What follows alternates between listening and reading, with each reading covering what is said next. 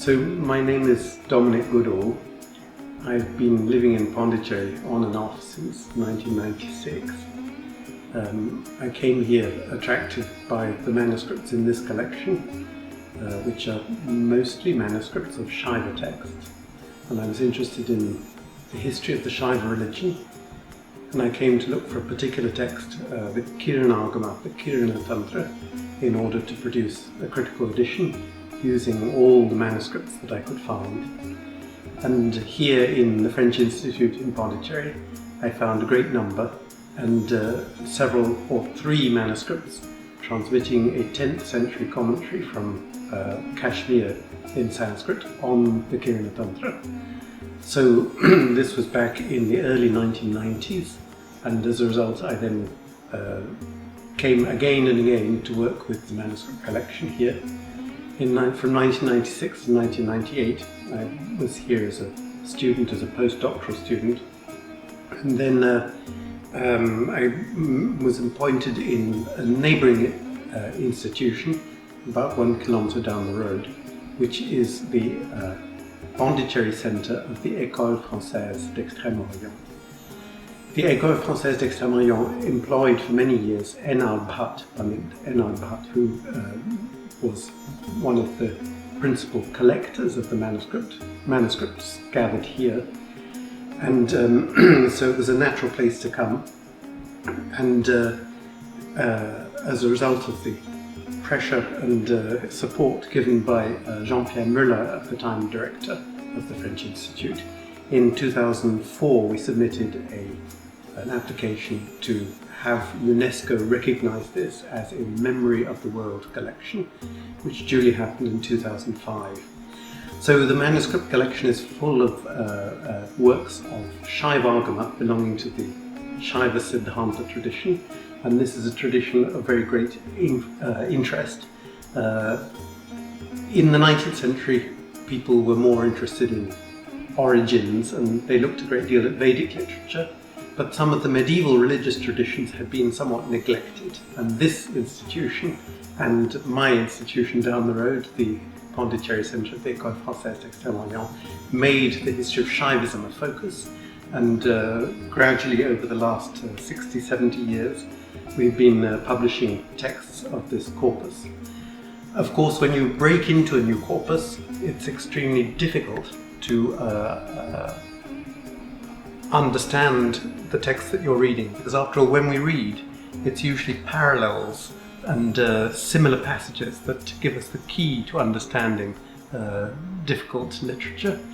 And so as we gradually now make more of these texts available in electronic editions or fully edited editions, we see more and more parallels, and this enables us then better to interpret the materials that we have.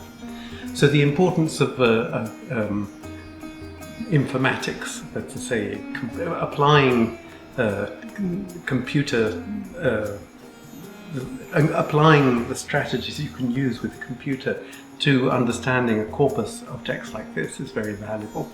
You can search quickly for parallel usages, for the dates of certain terminology can be determined by searching through the corpus. And so the kind of initiative that is going on at the moment, let's say, discussing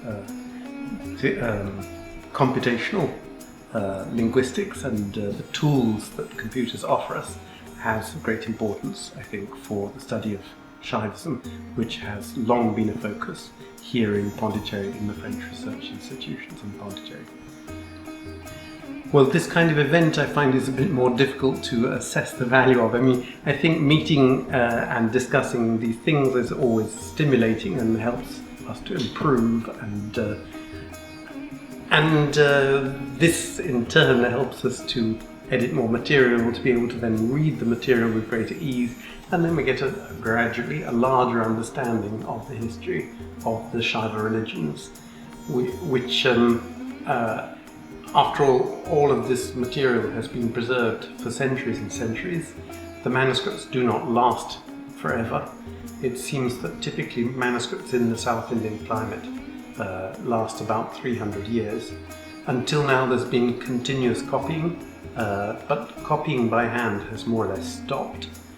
The consequence is that we now have this vast body of material. We can digitize it, people can travel and see it, and in a way we have unparalleled access compared to earlier centuries to a vast corpus of literature, but at the same time there are not that many people actually reading it. Somehow it seems as though we might be in danger of losing a large part of our memory.